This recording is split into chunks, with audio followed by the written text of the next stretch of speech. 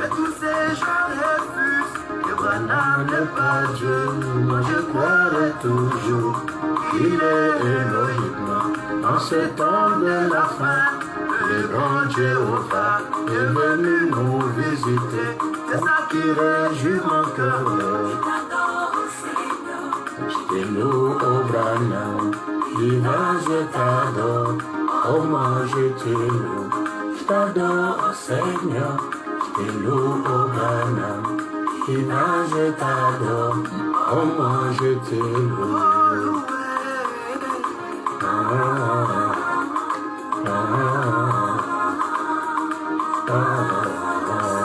Il m'a été promis vers le coucher du soleil, je verrai la grande fontaine, la lumière des venues chères.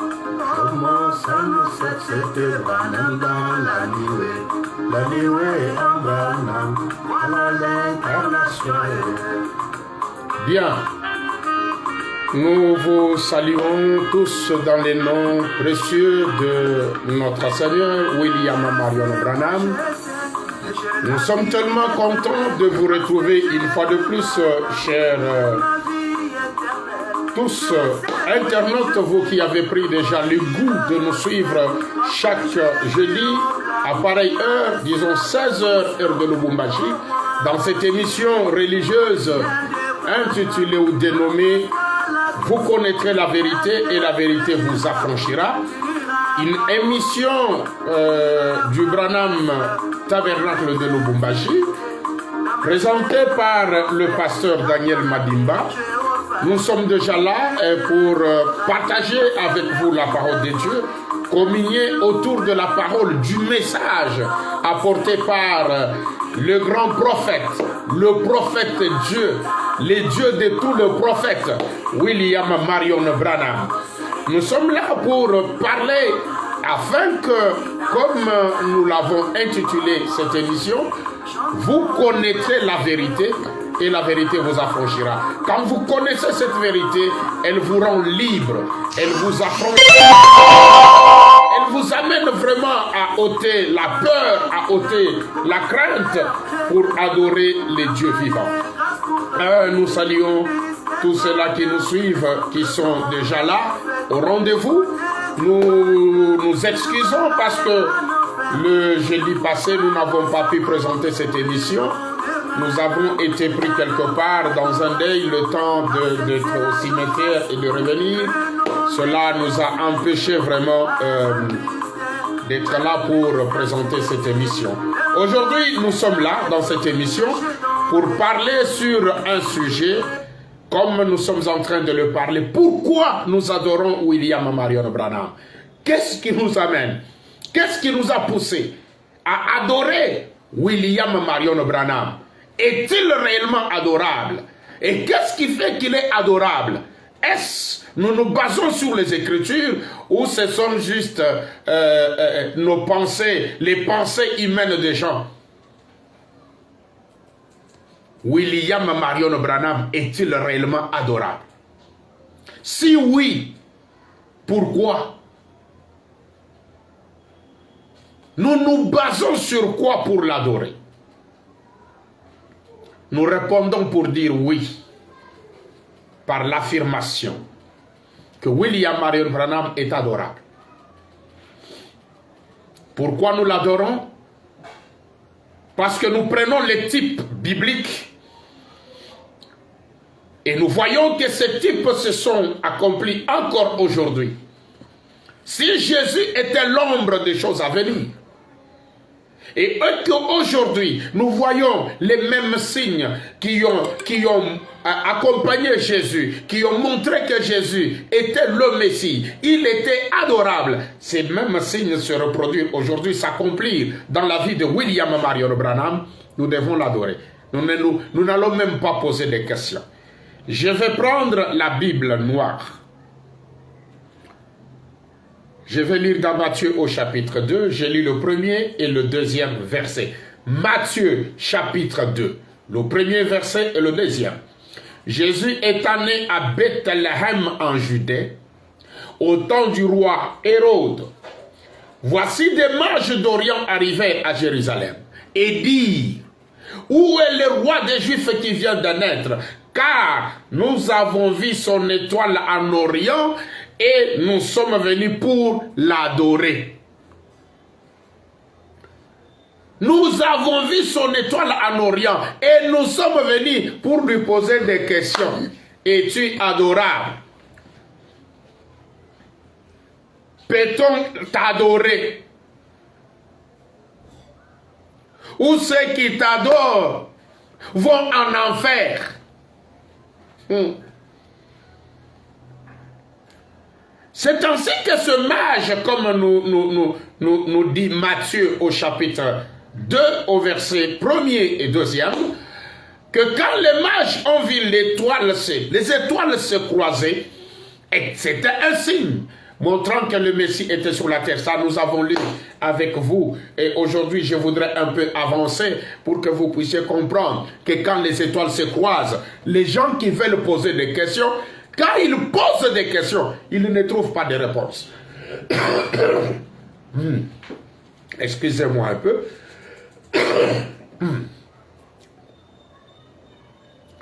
William Branham est-il né sous la constellation des étoiles? Sous ces signes. Je lis cette écriture, puis nous avançons. Je lis dans Monsieur, est-ce le signe de la fin? À la page 12. Pour ceux qui ont de paragraphes, c'est au paragraphe 101. Sur les ordinateurs ou les téléphones, il y a des paragraphes. Je suis au paragraphe 101. Mais dans la brochure, c'est à la page 12. Parce que dans la brochure, il n'y a pas de paragraphe. William Branham dit ceci. Ainsi, vous pouvez voir et observer exactement ces mages juifs là-bas à Babylone qui étudiaient les étoiles, virent ces étoiles former une constellation. Les mages bibliques, ils ont vu les étoiles former une constellation à la naissance de Jésus. Et à ce moment-là, ils surent que le Messie était sur la terre. Personne ne les a prêchés. Personne. Le Messie est sur la terre. Quand on voit les étoiles se croiser, cela veut dire que le Messie est sur la terre. Et même, sans la prédication de quelqu'un. Mais aujourd'hui, avec un super enseignement que les gens ont reçu de William Marion Branham lui-même, qui a parlé, qui leur a montré clairement que quand les étoiles se croisent, le Messie est sur la terre. Mais ceux qui ont reçu cet enseignement ont difficile à croire. Vraiment, ça fait mal. Mais qui avait amené les mages à croire? Ils ont dit que le Messie est sur la terre. William Branham continue. Les voilà qui entrent dans Jérusalem en disant un voyage de 2 ans. Où est le roi des Juifs qui vient de naître? Ils parcourirent ainsi les rues. Et oh, Israël se moqua d'eux. Même quand nous disons que nous avons vu son étoile et nous sommes venus pour l'adorer, les gens se moquent de nous. Ils disent que vous êtes des fous, vous adorez un homme, mais nous l'adorons parce que nous avons les signes bibliques, les signes donnés par Dieu. Cela s'est accompli. Mais quand nous disons que Branham est le Messie et que nous l'adorons, les gens se moquent de nous. Oui, l'histoire se répète. Comme William Branham le dit, si l'histoire ne se répète pas, alors mon nom n'est pas William Marion Branham. On s'est moqué de mages dans la Bible. Et vous qui croyez en Branham, même quand on se moque de vous, pensez, voyez qu'on s'est moqué de mages de la Bible. Mais cela n'a pas changé la donne parce que ces gens étaient dans la vérité. Laissez-moi continuer. On s'est moqué de cette bande de fanatiques. Ils ne surent jamais rien à ce sujet. Ceux-là qui se moquaient de mages ne surent rien à ce sujet. Mais le Messie était sur la terre. Et maintenant, vous connaissez le reste de l'histoire. Ce qu'ils disent, nous le lirons demain soir. Maintenant, pour en revenir aux visions, celles-ci ne faillissent pas parce qu'elles viennent de Dieu. Et tout au long du voyage, cela a été quelque chose qui m'a poursuivi. Paragraphe 103. Puis lorsque ce mage me dit ces choses, alors que je n'étais qu'un garçon, je faisais le garde-chasse, ou je crois que c'était avant cela. Lorsqu'il me parla de cela, je fus effrayé parce que j'avais peur de mages. Mais plus tard, j'ai découvert que les mages de la Bible étaient justes parce que Dieu déclare cela dans le ciel avant de le déclarer sur la terre, observant ce corps céleste. Ce mage n'aura jamais de succès dans l'Est. Il ajouta, tu es né sous un signe. Ce signe, cette constellation. William Marion Branham est né sous ces signes. Ces signes qui est le croisement des étoiles, qui forment une constellation. Et quand ces étoiles se croisent, cela veut dire que le Messie est sur la terre. William Branham a posé la question à un rabbin juif. Quel rapport y a-t-il entre le Messie et Dieu? Un rabbin, je dis bien un rabbin juif. Ce rabbin lui dit, le Messie sera qui? Sera Dieu. Il n'y a pas de différence. William Branham dit ceci. Comme nous voyons qu'il est né sous le signe, la constellation des étoiles, les étoiles qui se sont croisées, quand les mages ont vu cela, ils sont allés. Leur objectif était de voir la personne qui était née sous le signe, sous ces signes. Et ils avaient une seule mission, le voir et l'adorer. C'est pourquoi ils posaient leurs questions. Leur question était claire. Où est ce roi qui vient de naître? Nous avons vu son étoile et nous sommes venus pour l'adorer. Pas pour poser des questions. Est-il réellement adorable? Qu'ils nous le disent. Noir sur blanc. Mais ces étoiles ont parlé noir sur blanc. Écoutez. Je suis dans la prédication intitulée « Nous avons vu son étoile et nous sommes venus pour l'adorer ». Prêché le 16 décembre 1963. Vous pouvez commencer au paragraphe 148. Moi, je prends 158. Et regardez, Bethléem était parfaitement sur la même ligne que la Judée. En partant de là en partant du lieu où il se trouvait, Jérusalem était sur la même ligne que Bethléem. Remarquez, oh, quel symbole, si vous pouvez saisir. William Branham vous dit que ce qui s'est passé à Bethléem avec les mages n'était qu'un symbole. Il vous dit, si vous pouvez saisir, j'essaye de vous amener à saisir ça aujourd'hui. Écoutez. Si vous pouvez saisir cela, voici Bethléem et Jérusalem ici au-dessous. Et à partir du lieu où venaient les mages, ils devaient d'abord passer par Jérusalem avant d'arriver à Bethléem. Saisissez-vous cela? Jérusalem, ce prétendu important et grand quartier général de dénomination. Certainement. Quand les mages viennent pour adorer, celui qui était né sous la constellation des étoiles, il devait d'abord passer par Jérusalem. Jérusalem, qui était donc le quartier général de toutes les dénominations. C'est pourquoi nous aussi, avant d'arriver à adorer Branham, nous sommes passés par les dénominations.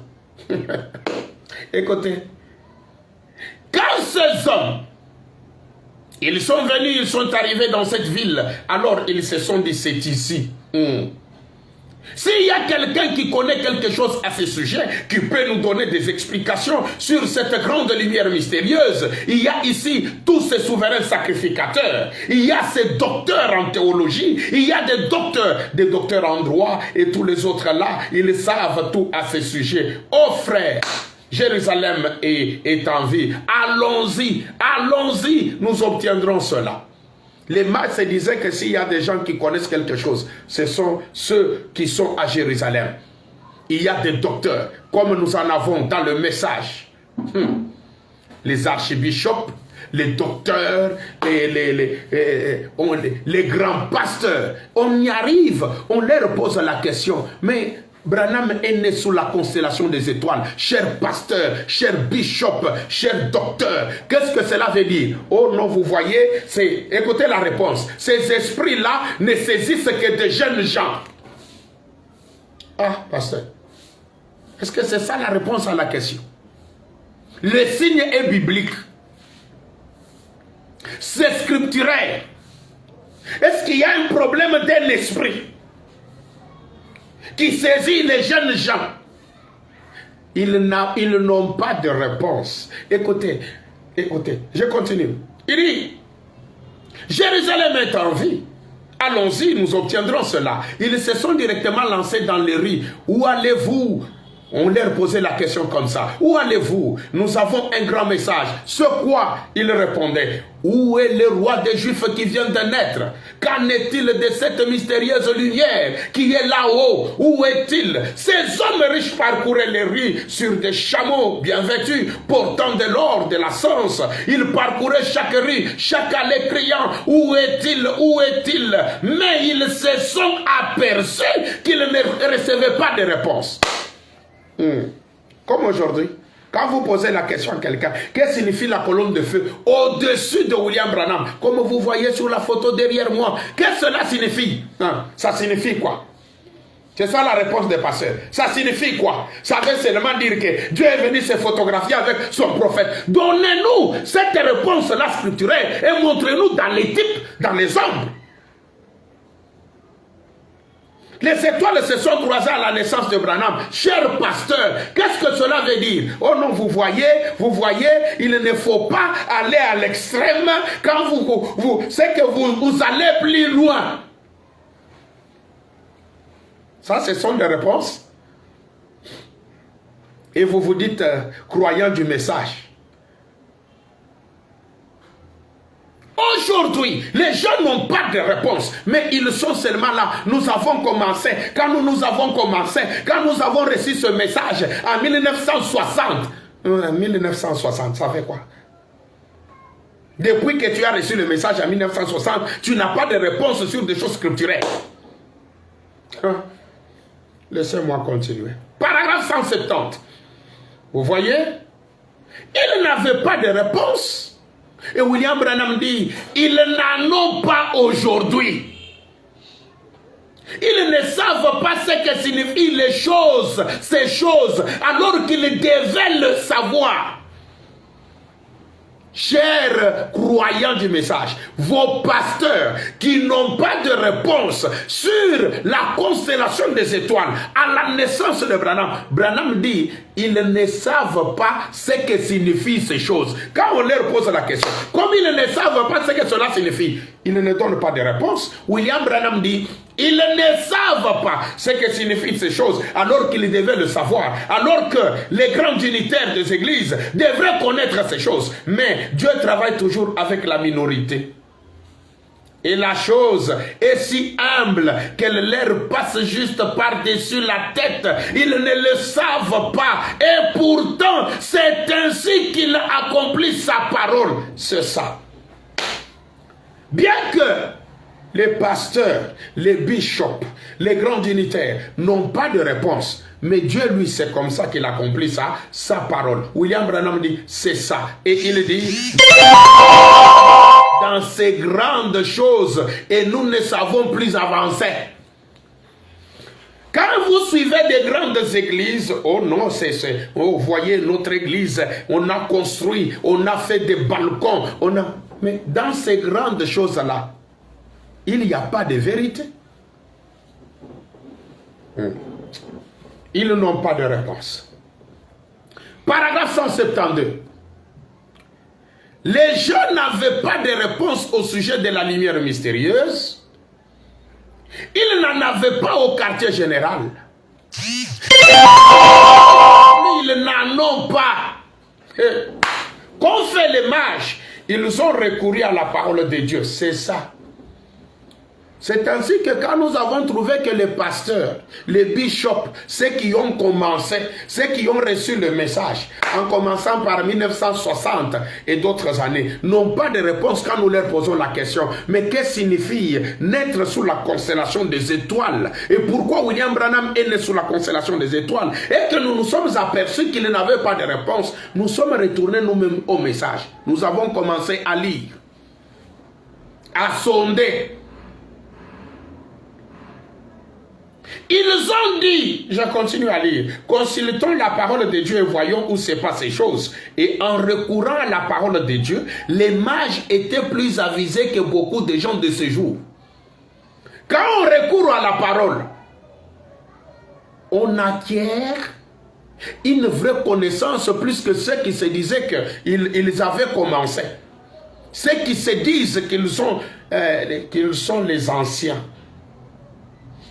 Ces mages avaient compris, selon la parole de Dieu, que ces gens-là n'avaient pas la chose et qu'ils n'allaient pas l'obtenir. C'est comme ça que nous avons aussi compris que les pasteurs n'ont pas la chose et ils n'allaient même pas l'obtenir. Ils n'allaient même pas y arriver. Amen. Ils ont découvert que ce n'était pas même pas la ville concernée, que ce n'était même pas là les lieux. Il devait naître à Bethléem de Judée. Amen. La moindre, la plus modeste de toutes les villes. Un tout petit endroit, pas la grande ville prétentieuse. Les mages ont très vite compris. La parole de Dieu a révélé cela, que les autres n'avaient pas la chose et qu'ils n'allaient pas l'obtenir. Aussi sont-ils sortis de ce gâchis. Si seulement nous pouvions faire de même. Parce que William Branham a dit que ces choses étaient des symboles, ce qui s'était passé dans la Bible. Il nous a dit si vous pouvez comprendre. C'est pourquoi quand nous nous sommes aperçus que les pasteurs n'ont pas la réponse, nous avons compris que les pasteurs n'ont même pas la chose. Ils ne connaissent pas la chose. Nous sommes retournés à la parole et nous avons dit, laissons ces pasteurs-là rester dans leurs histoires. Ils ne vont pas comprendre qui est Branham. Ils ne vont pas comprendre qui est Dieu. Nous sommes sortis du gâchis et nous avons cru la parole de Dieu. Je suis dans la prédication observant son étoile. Prêché le 11 avril 1959 soir, le paragraphe 18, je prends la partie B. Je me demande si ces mages que nous essayons d'appeler des astronomes, et ainsi de suite. Je me demande si nous pourrions les condamner d'avoir jeté un coup d'œil à juste un petit tas de rouleaux, alors que nous avons la Bible, avec des docteurs. Lorsque Dieu place devant nous ces signes et ces prodiges, nous nous en éloignons. Aujourd'hui, ceux qui se disent qu'ils ont la Bible, ils lisent la Bible, l'histoire des étoiles qui se sont croisées à la naissance de Jésus et les mages qui sont venus l'adorer. Au lieu de comprendre que la même chose, parce que ça vient de Dieu, ni moi. Moi, je n'ai pas fait que les étoiles se croisent. Je n'ai pas donné ces signes. C'est Dieu qui nous a donné tous ces signes. Et quand Dieu donne ces signes et ces prodiges, pourquoi vous vous en éloignez au lieu de croire? Cette émission vous amène à croire les signes, à comprendre que ces signes viennent de Dieu. Eh bien, je continue à lire au paragraphe 18. Cela devrait susciter un réveil qui brûlerait la suire de Los Angeles. Cela suffit pour le faire. Les miracles dont il avait parlé seraient ici. Oh, combien j'aime voir les Écritures se dévoiler, juste comme l'horloge sur le mur, en train d'écréner le temps. Paragraphe 19, la partie B. Vous direz, un don. Oui, c'est un don qui leur avait été accordé pour les conduire au Sauveur. Les étoiles qui se sont croisées là, dans la Bible, étaient un don que Dieu avait donné aux mages pour les conduire vers le Sauveur. Et quand cela se produit encore aujourd'hui, comprenez que les étoiles qui se sont croisées à la naissance de Branham, c'est un signe, c'est un don donné par Dieu pour conduire les gens au Sauveur. Le Sauveur qui est qui? William Marion Branham. Il croyait au don qui leur avait été envoyé. Mais dans ces derniers jours, Dieu a envoyé le Saint-Esprit, les dons de Dieu pour nous conduire à Jésus. Et pourtant, nous n'y croyons pas. J'ai fait allusion au monde. Et vous qui nous suivez par la radio ce soir, comme vous qui nous suivez par Internet, j'aimerais que vous puissiez y réfléchir. Comment pouvez-vous rester à la maison alors qu'il y a un réveil dans la ville, là où le Seigneur Dieu est en train de se manifester? Un cœur réellement affamé cherchera à s'approcher de Dieu et il suivra chaque mouvement qu'il reconnaît venir de Dieu. Un cœur réellement affamé de Dieu cherchera à s'approcher de Dieu et suivra chaque mouvement qu'il reconnaît venir de Dieu. Moi, je vous pose la question. Les étoiles qui se sont croisées, c'est un mouvement qui vient de Dieu ou ça vient de nous, les hommes? Et ça vient de Dieu. Si vous cherchez Dieu, suivez ce mouvement. Parce que cela vient de Dieu. Et comme ça vient de Dieu, quand vous le suivez,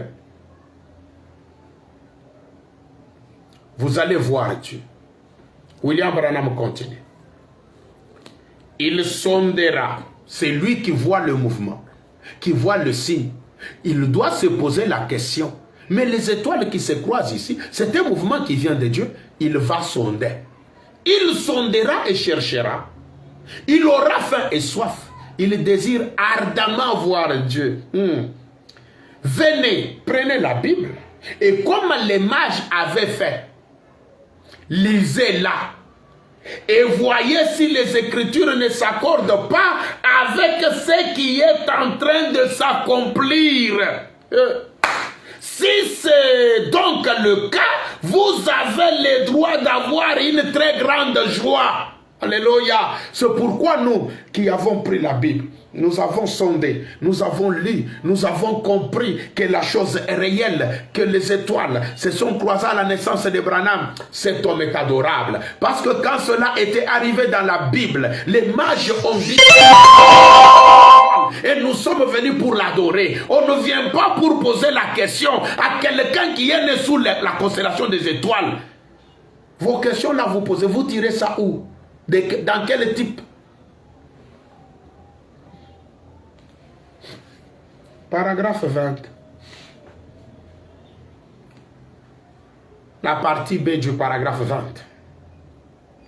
La même prédication. Observant son étoile. Alors, un soir, dirions-nous, pendant que l'un d'eux était assis en train d'observer, d'étudier, l'étoile a commencé à se déplacer. Elle commençait à se diriger vers l'ouest.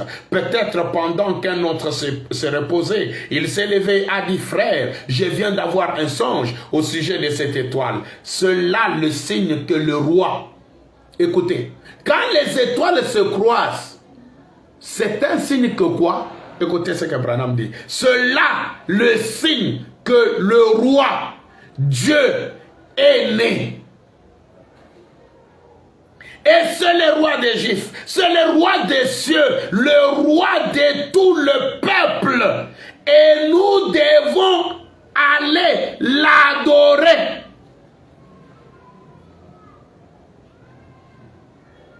Le roi, Dieu est né. Quand les étoiles se croisent, c'est ça la réponse.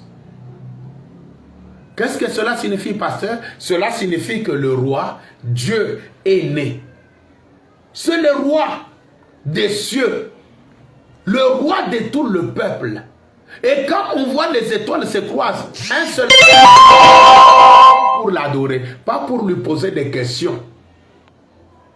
Les poseurs des questions n'ont pas de place ici. Les poseurs des questions.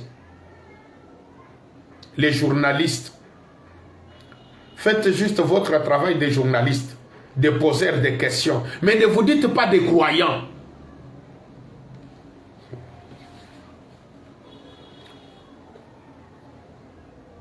Écoutez.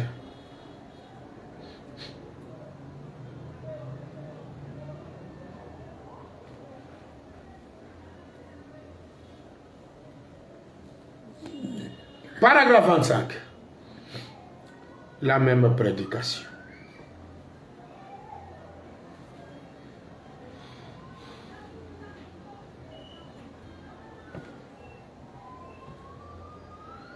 William Branham dit ceci, paragraphe 25. Mais Jérusalem n'avait pas la réponse. Les Écritures déclarent que Jésus-Christ est le même hier, aujourd'hui, éternellement. L'Église n'a pas la réponse à cela. Paragraphe 26. Les gens n'avaient pas de réponse à Jérusalem. Les gens n'avaient pas de réponse. Jérusalem n'en avait pas. Mais il ne pouvait pas arrêter ces hommes. Il tenait à le voir. Frère, si Dieu a déjà ancré quelque chose dans votre cœur, la soif pour le trouver, rien ne vous empêchera de le trouver. Ceux-là qui n'avaient pas de réponse, comme dans la Bible, ils n'ont pas pu arrêter les mages. Aujourd'hui encore, comme les étoiles se sont croisées et que les pasteurs n'ont pas de réponse, ils ne peuvent pas nous arrêter, nous, qui avons soif de voir Dieu. Ils peuvent nous traiter de tous les noms, ils peuvent nous traiter de gens perdus, de gens destinés à l'enfer. Cela ne nous arrêtera pas. Les hommes riches, ces mages, ils ont parcouru les rues, témoignant comme des saints exaltés. Où est-il? Dites-moi où est le roi des Juifs qui vient de naître, car nous avons déjà vu son signe et nous sommes venus pour l'adorer. Juste le fait de voir son signe.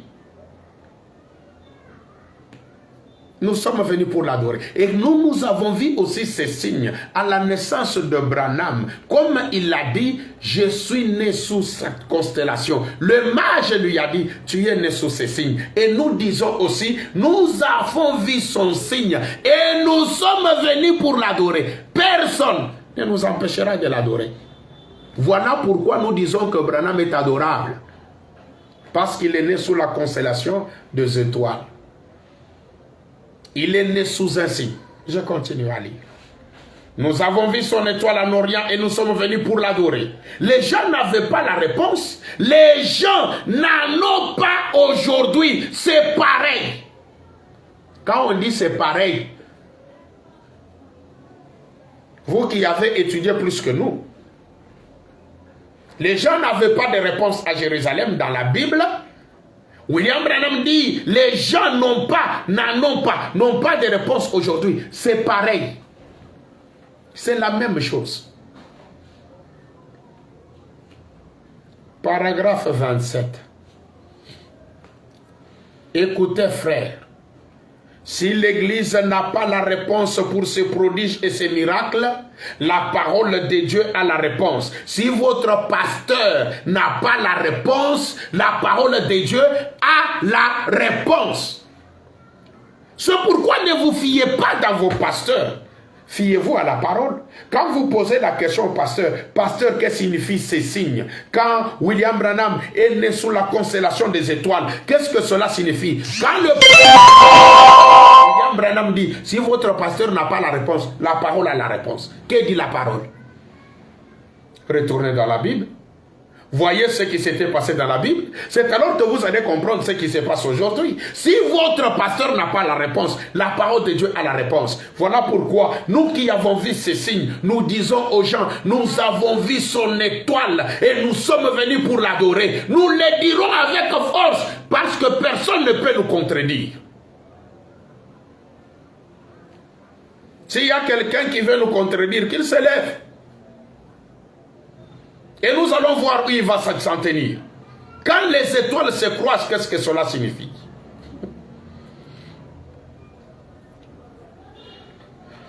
La même prédication, le paragraphe 32. Que cet auditoire, Seigneur, ait ce soir les yeux de son entendement ouverts. Les yeux de son entendement ouverts. Que les gens puissent recevoir l'Esprit de Dieu sur eux, car nous avons vu son étoile, son signe à l'est. Les gens n'avaient pas de réponse au sujet des dons de signes surnaturels célestes à Jérusalem. Et Seigneur Dieu, j'ai honte de le dire ce soir, mais les églises n'ont pas la réponse. Bon nombre d'entre elles, un très grand nombre d'entre elles, n'ont pas la réponse au sujet des signes surnaturels. Ils cherchent à appeler cela télépathie ou une sorte de mauvais esprit. Vous qui disiez, oh non, ceux qui adorent Branham, c'est un mauvais esprit. Hein? Branham savait que vous allez le dire. C'est parce que vous n'avez pas la réponse à ces signes. C'est pour cela que vous dites cela. Mais ce que vous pouvez dire ne nous arrêtera pas, ne nous empêchera pas d'adorer William Marion Branham.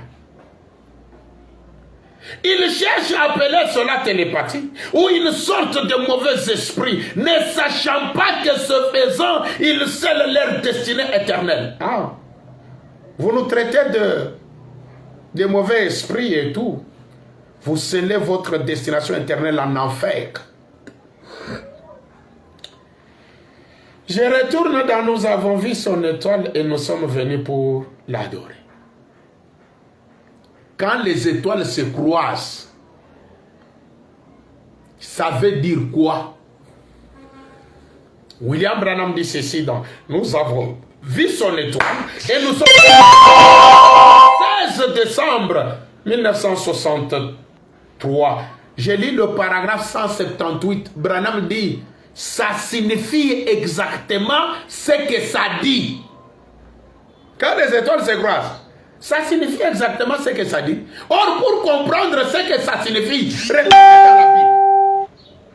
Qu'est-ce qui s'est passé dans la Bible avec les mages? Ils ont dit, nous avons vu son étoile et nous sommes venus pour l'adorer. Et quand les étoiles se croisent encore aujourd'hui, ça signifie exactement ce que ça dit. Ça fait ce que ça fait. Ça dit ce que ça dit. Si toi tu veux contredire ce que ça dit, ce que ça fait, ah, c'est que tu es brave pour contredire Dieu, pour contredire la parole de Dieu. Un blasphémateur, un incrédule. Et ton incrédulité n'arrêtera jamais Dieu. William Branham dit, ça signifie exactement ce que ça signifie. Ça dit.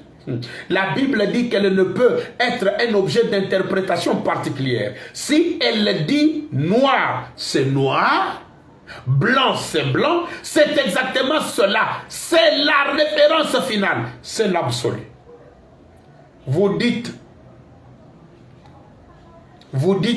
eh bien, je sais qu'il a dit cela, mais... Hein? Tu sais qu'il a dit cela.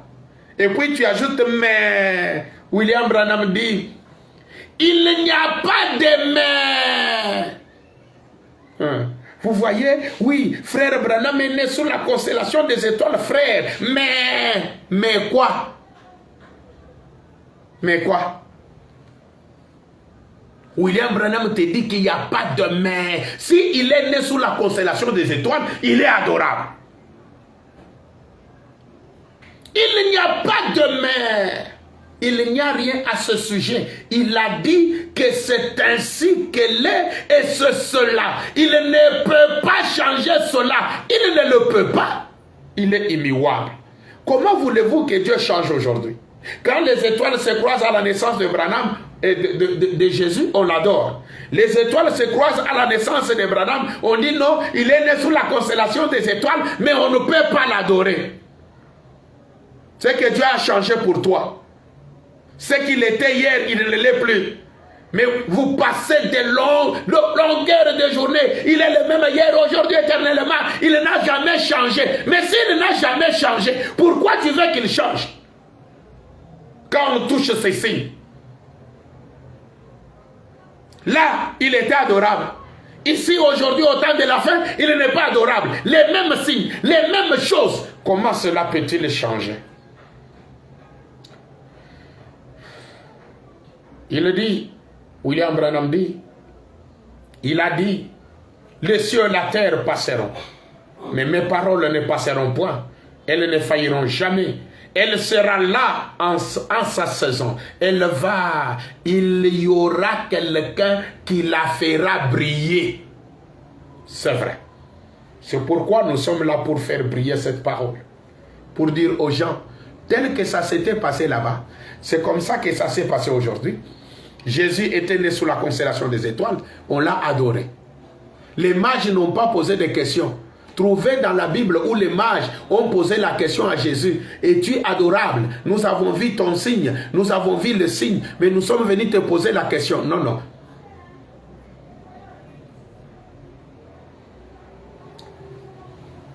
Ça dit ce que ça dit. Il n'y a pas de main. Oh non, il est né sous la constellation des étoiles, frère. Mais, vous voyez, mais les mains là viennent d'où? Les mains, ça vient d'où? Branham dit, il n'y en a pas. Écoutez, je suis dans l'Arche, un type de Christ. Prêché le 22 mai 1955, le paragraphe 173. Quand les étoiles se croisent, qu'est-ce que cela veut dire? C'est un signe qui était même montré dans la pyramide.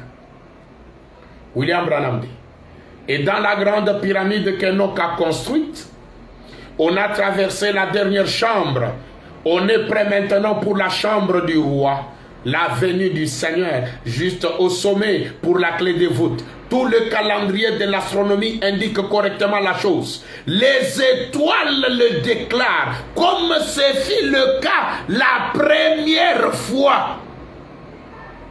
Les étoiles le déclarent, comme ce fut le cas la première fois. Quand on dit les étoiles le déclarent, ce n'est pas pour Jésus, c'est pour aujourd'hui, pour William Marion Branham, comme ce fut le cas pour Jésus. Lorsque les mages ont levé les yeux et qu'ils ont vu les étoiles, ils ont dit, là, le grand roi vient. Eh bien, les étoiles le déclarent à nouveau. Il déclare quoi? Que le grand roi, comme nous l'avons lu avec vous, que Dieu est né, le roi des cieux, le roi de tout le peuple. Et quand les étoiles le déclarent qu'il est né, l'unique chose que nous faisons, c'est de l'adorer. Comme nous avons lu avec vous ici, Dieu ne peut pas changer, il est le même. Mais écoutez ce que les pasteurs font. Ils nous amènent à dire que Dieu a changé. William Branham dit ceci. Nous voudrions voir Jésus. Prêché le 27 juin 1962, le paragraphe 14. Et si Dieu fait une chose, voyez, souvenez-vous donc, tout simplement, si jamais Dieu fait quelque chose, la manière dont il le fait, il ne peut jamais la changer parce que vous voyez, il est parfait. Et moi, je peux faire une chose et vous pouvez faire une chose. Et l'année suivante, nous aurons une idée un peu meilleure, voyez, parce que nous aurons appris un peu plus. Et peut-être dans 10 ans, nous serons de loin plus intelligents que nous l'étions. Mais pas Dieu. Il est parfait dès le départ. Et si jamais Dieu était appelé à prendre une décision, et la décision qu'il prendra devra rester pour toujours la même. Il ne peut en prendre une comme ceci une fois, et comme cela une autre fois. Prendre celui-ci et refuser celui-là. La manière dont il a agi la première fois, s'il n'agit pas de cette manière-là, chaque fois, il avait mal agi la première fois. Vous voyez? Parce qu'il est Dieu, il ne peut jamais changer sa manière de faire parce qu'il est Dieu. Donc le pasteur, aujourd'hui quand nous disons que les étoiles se sont croisées à la naissance de Branham, il est adorable. Ils disent non. Donc ils veulent nous dire que Dieu avait mal agi la première fois à la naissance de Jésus, quand les étoiles s'étaient croisées et que les gens l'ont adoré et que Dieu a amené même les gens à adorer Jésus parce que les étoiles s'étaient croisées à la naissance de Jésus. Si aujourd'hui les gens disent que Branham n'est pas adorable, ils veulent nous dire que Dieu a changé sa façon de faire les choses. Et ils veulent nous dire que Dieu n'est pas immuable. L'unique message qu'il nous donne est de dire que Dieu avait mal agi la première fois dans la Bible. Je termine par cette écriture. Je lis des écritures pour terminer. Je suis dans Jésus-Christ et le même hier, aujourd'hui et éternellement. Prêché le 18 juillet 1962, paragraphe 25. Et écoutez donc, si jamais Dieu est appelé à prendre une décision, une fois qu'il l'a prise, cette décision-là s'est réglée éternellement. Il ne peut jamais se rétracter et dire « j'étais en erreur là ». Et s'il n'agit pas chaque fois tel qu'il avait agi la première fois, c'est qu'il avait mal agi la première fois. Voyez, il est parfait. C'est pourquoi, si jamais il a été appelé à faire quoi que ce soit et que sa décision a été une fois prise, c'est réglé pour toujours et éternellement. Les cieux et la terre passeront, mais cette parole ne peut jamais faillir parce qu'elle est une partie de Dieu. La première fois, les étoiles se croisent, on adore Jésus.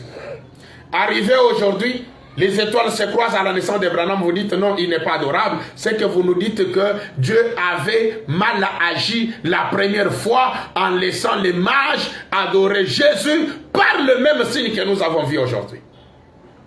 Je termine. Je lis dans l'absolu.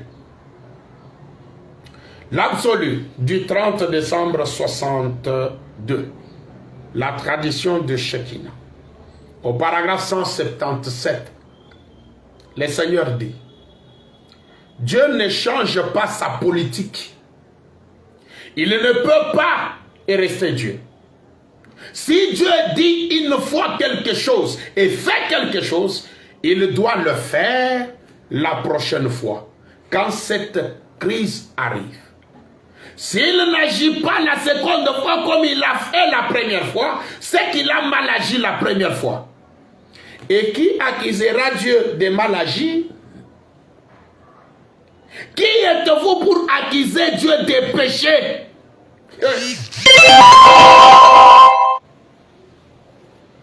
Quand quelqu'un te dit que Branham n'est pas adorable, alors que les étoiles se sont croisées à la naissance de Branham, comme les étoiles s'étaient croisées à la naissance de Jésus, c'est que cet homme-là te dit que Dieu a péché. Il accuse Dieu de péché. Il accuse Dieu d'avoir mal agi.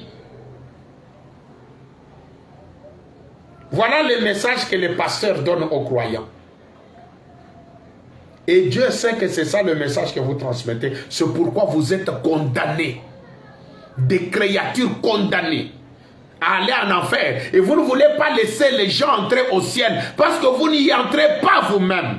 Incrédule que vous êtes. Vraiment. Pour ce soir, que le Très-Haut, le Seigneur Dieu de gloire, le Tout-Puissant, le Tout-Suffisant, le Maître du ciel et de la terre, le Roi des cieux et de la terre, le Dieu qui était né le 6 avril 1909, William Marion Branham, vous bénisse dans vos maisons. Et nous allons nous retrouver le jeudi prochain, 16h heure de Lubumbashi, dans cette émission. Vous connaîtrez la vérité et la vérité vous affranchira. Vraiment, je vous laisse un peu savourer cette belle chanson.